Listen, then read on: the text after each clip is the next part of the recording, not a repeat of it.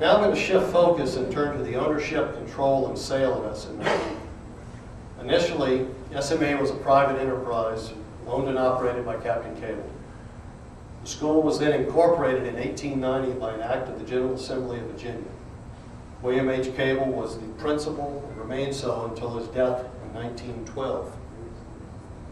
William G. Cable, Captain Cable's eldest son, became president of the school at that time. William G. Cable remained president of the academy until his death in 1920. How the actual ownership changed hands between 1890 and 1920, it's unknown. There's no records that I can find that talked about that. But when William G. Cable died, he controlled all 723 shares of the academy. His will specified that these shares be placed in a trust for the benefit of his widow and 3 children. One specific term of the trust was that the shares could not be sold and the academy could not cease operations except in the event of a catastrophe.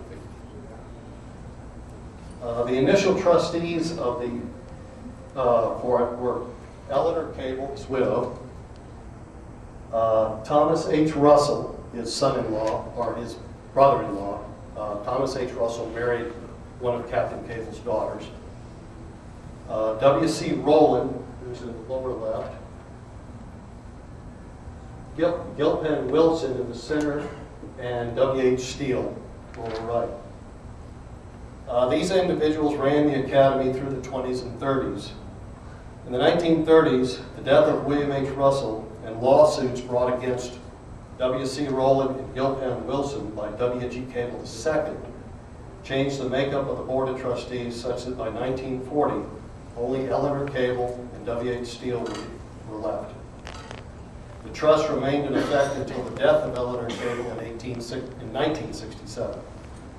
The shares of stock were then distributed to the 3 children of W.G. Cable. Basic control of the school through the 1940s rested in W.H. Steele as the business manager until his retirement. W.G. Cable II became the business manager and then the executive officer, remaining in that position until his death in 1972. Financial records for the academy basically don't exist for most of the years. It was a private enterprise. We couldn't find anything on it. There were, however, income statements and balance sheets from 1968 through 1975 in the records of the bankruptcy court. So to let you know, at the end of the 67-68 school year, the academy had an income of just over $172,000 on revenues of just under $1.1 million. The retained earnings were listed as $400,000. The next year's financials were about the same. By the end of the 69-70 school year, the income before taxes had dropped to $62,000. That was the last year that the academy showed a positive income.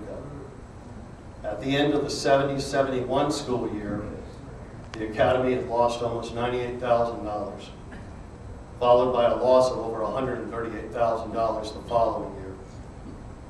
Facing these losses, the board of directors decided to look for a buyer for the school. The academy was first offered to the Alumni Association in March of 1972 at a price of $2 million. Talks and counteroffers continued till October of that year when negotiations were broken off. In November of 1972, Lane Leffler, SMA 40, offered to purchase the school. Mr. Leffler took over ownership and control of the school in January 1973. When he took it over, he immediately changed it to a nonprofit entity. The school continued to lose money at a rapid rate, forcing Mr. Leffler to file for Chapter 11 bankruptcy in July 1975. The school closed in Staunton following the end of the 75-76 school year. Mr. Leffler lost over $725,000 in his effort to save the school. But that's not the end of the story. In January 1977, Mr. Leffler sold the name rights of the academy to Don Allen, SMA 50. It was the intention of Mr. Allen to reestablish SMA. Mr. Allen proceeded to look for a suitable location to reopen the school in Staunton. Unable to locate one, he reopened the school in Hampton, Virginia, in a building his accounting firm owned. Unfortunately, his effort was unsustainable, and he was forced to close the school at the end of that year.